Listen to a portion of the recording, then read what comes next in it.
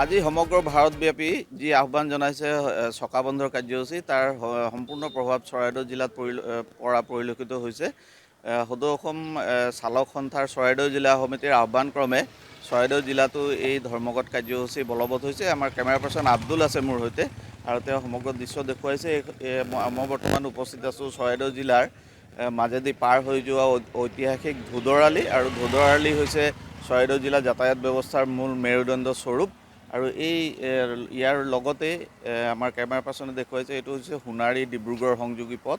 আৰু এই পথত বৰ্তমান কোনো ধৰণৰ যাত্ৰীবাহী বাহন চলাচল কৰা পৰিলক্ষিত হোৱা নাই। কেৱল মাত্ৰ তেওঁলোকে স্কুললৈ অহা যোৱা কৰা ছাত্ৰ ছাত্ৰীসকলৰ লগতে যিসমূহ চিকিৎসালয়লৈ ৰোগী কঢ়িয়াই নিয়া বাহনসমূহ অহা যোৱা কৰিবলৈ দিছে। মোৰ সৈতে উপস্থিত আছে চালক সন্থাৰ চৰাইদেউ জিলা সমিতিৰ বিষয়ববীয়াসকল। তেওঁলোকৰ সৈতে মই কথা পাতিবলৈ যত্ন কৰিম। আমি দেখা পাইছোঁ যে আপোনালোকে আজি বন্ধ কাৰ্যসূচী বা চকা বন্ধ কাৰ্যসূচী পালন কৰিছে। কি ক'ব আপোনালোকে, কি উদ্দেশ্যে আপোনালোকে এই বন্ধ কাৰ্যসূচী? আমাৰ উদ্দেশ্যটো হ'ল ভাৰতৰ সংহিতা আইন যিখন 2024 হিট এণ্ড ৰান যিটো মানে চৰকাৰে এজন চালকৰ ওপৰত মানে জাপি দিছে। তো এজন চালকৰ যদি 10 লাখ টকা জৰিমনা দিবলৈ হয় তেখেতে এখন গাড়ী কিয় চলাব হা। তো দ্বিতীয়তে কথা হ'ল এজন চালকৰ নিম্নতম মজুৰি 26,000 টকা কৰিবৰ কাৰণে আমাৰ মানে দাবী উত্থাপন চলি আছে।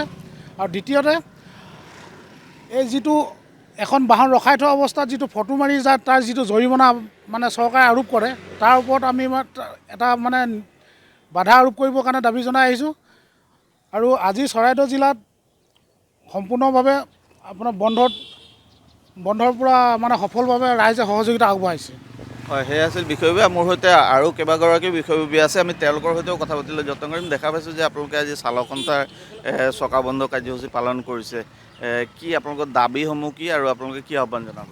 আমাৰ উপৰোক্ত বক্তাই কোৱা মতে আমাৰ দাবীসমূহ সেই মানে আইনসমূহে, যিসমূহ আইনে আমাৰ চালকসকলক আন্তৰিকভাৱে ভিতৰৰ পৰা আৰু বাহিৰৰ পৰা চবফালৰ পৰা জুৰুলা কৰিছে। গতিকে অতিৰিক্ত কৰ আৰু যিখিনি জৰিমনা, যিখিনি আমি সিমানখিনি ভৰিব নালাগে তেনেকুৱা জৰিমনা আমাৰ ওপৰত জাপি ধৰিছে। গতিকে আমি সেই জৰিমনাখিনি বিৰোধিতা কৰিয়ে আজি বাধা আৰোপ কৰিছোঁ যে আপোনালোকে ভাড়া নামাৰিব। আৰু আমি ইয়াত কোনো এম্বুলেঞ্চ আৰু কোনো আপোনাৰ স্কুলৰ ছাত্ৰ ছাত্ৰীৰ অসুবিধা হোৱাৰ পৰিস্থিতি সৃষ্টি কৰা নাই। আৰু সকলোকে অনুৰোধে জনাইছোঁ যে আপোনালোকে যাতে কমাৰ্চিয়েল যিসকল পৰিবহণ আছে আপোনালোকে আজি বন্ধ ৰাখক। যিহেতু চালক হৈ গ'ল আপোনাৰ দেশ এখন চলোৱা মানুহ।